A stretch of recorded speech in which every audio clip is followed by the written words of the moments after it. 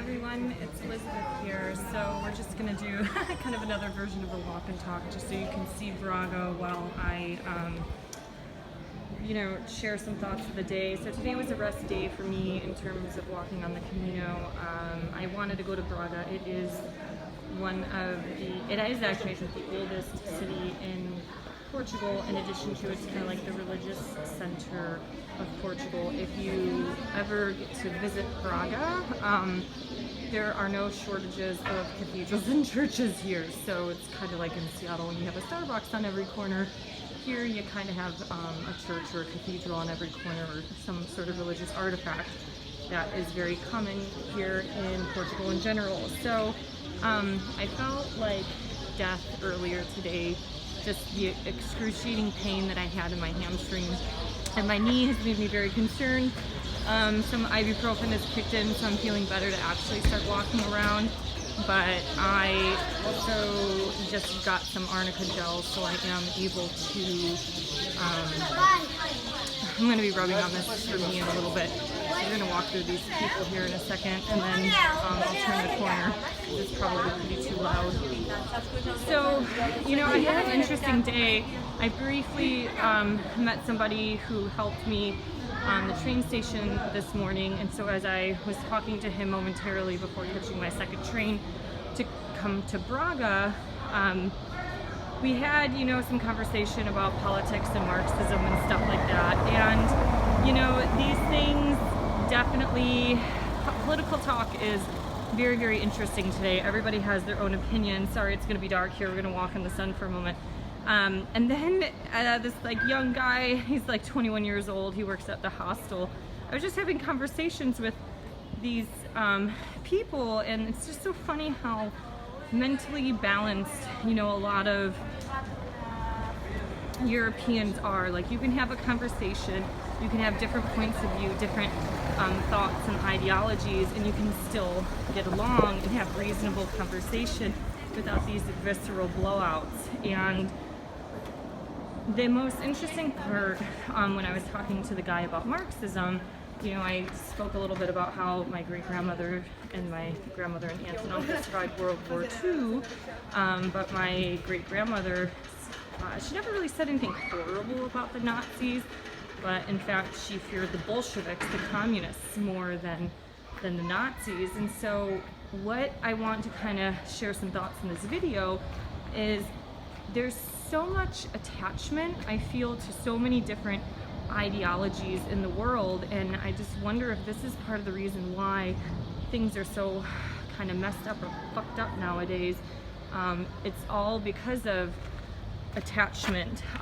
Buddha and Buddhism in general talks a lot about attachment and detachment, and we technically own a house due to our society, but we don't really own the house. It's not ours, kind of from a spiritual, metaphorical standpoint.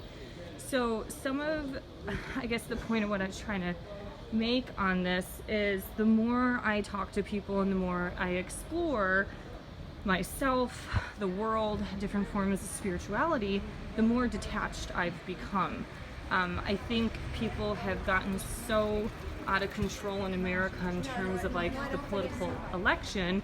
Some of this is on both ends of the left and the right, and it made me detach. It's I don't consider myself conservative. I do consider myself, quasi-liberal, but I just call myself an independent because I think the one thing that the right and the left have a lot in common is that they have an attachment to the way the world should be run. And I think communism has a lot of that sense as well. The guy that I spoke with, mentioned that something like Stalin, because I talked about Stalin and the grain drain, that he technically wasn't a Marxist because he, kind of blew the theory out of proportion. And, it's don't we all do that? You have people who are not real Christians. You have Muslims who aren't real Muslims. I've had yoga teachers tell me I'm not a true yoga teacher because I don't get up at 4 a.m. and meditate every day. And part of me is fuck you, I have to work an 11-hour day. I don't have time to wake up at 4 a.m. when I'm working in fitness and teaching, you know, five hours of fitness classes a day. So I think a lot of what my point is that the more attached we get to an idea or how things should be or should look, people tend to become more radicalized, more extreme, because they want that certain point of view to be implemented. And, you know, even with the guy that I spoke with this morning, he was just saying it's not right to call, you know, people a fascist and just start pointing fingers. Like, there are real fascists in this world and such, but not everybody is. So I don't know. I had some other thoughts, and now I'm kind of losing it, just because I don't want to like run off on a tangent in this video. This is so cute, a little laundry line. Oh, God dang it, I love Europe. But it's just nice to have reasonable conversations. And even with a lot of modernism, like, it is making me sad. And I do have attachments to the spiritual world. And the reason why I talked about this is because even in a video the other day, I was talking about how I get emotionally attached very easily. And I am very much emotionally attached to Europe and its culture. And I do think two extreme ends of globalism, like if we all become one, there will not be a diverse world. There will be no difference between Portuguese person and American person. We're already seeing this nowadays. This is really busy over here. So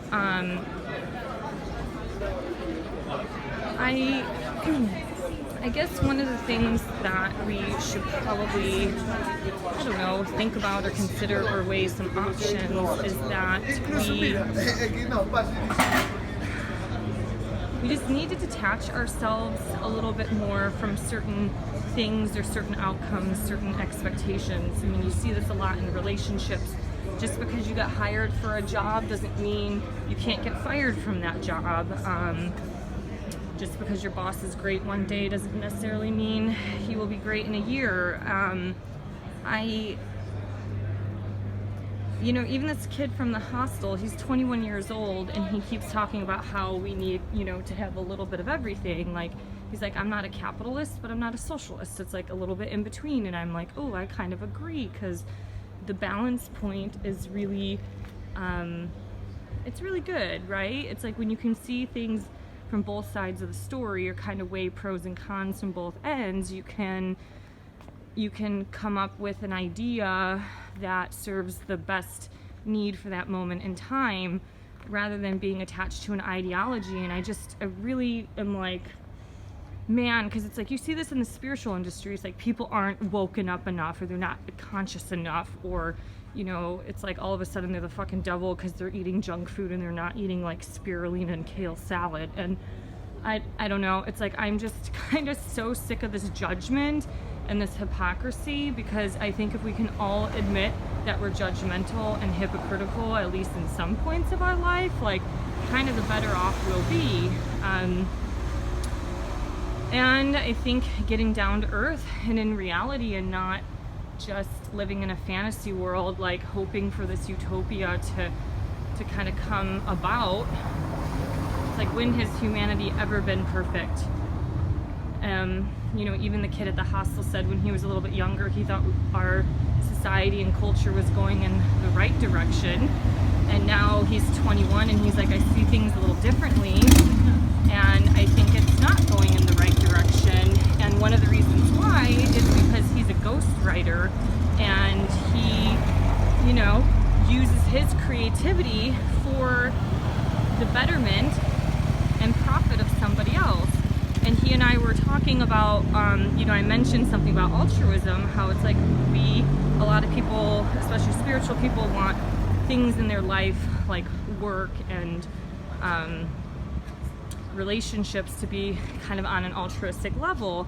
But the reality is that there is some form of selfishness that comes from altruism. And I think if you can understand that we humans are at some point selfish in some ways, then we can learn to choose things in a better way. And what he was trying to express is like places like Norway are very altruistic because they do things because it is for the betterment of like society or nature and things like that. Comparing it to something like a corporation like Starbucks, it's like Starbucks was in, you know, business for a long time, and then all of a sudden it's like, oh, like 2% of our profit will be donated to Costa Rica, blah, blah, blah, blah, blah. And it's like, well, are they doing that because they actually care, or are they doing that to better their image? So it's just really interesting, because the more I spend time in the spiritual world, the more I don't know, the more I see the material world, and it's just interesting, because we really are losing this connection. And maybe I should talk about this in a separate video, because this is another long story, and this video is already 11 minutes. All right, well, I hope you got to see a little bit of Braga here. Sorry for the lighting.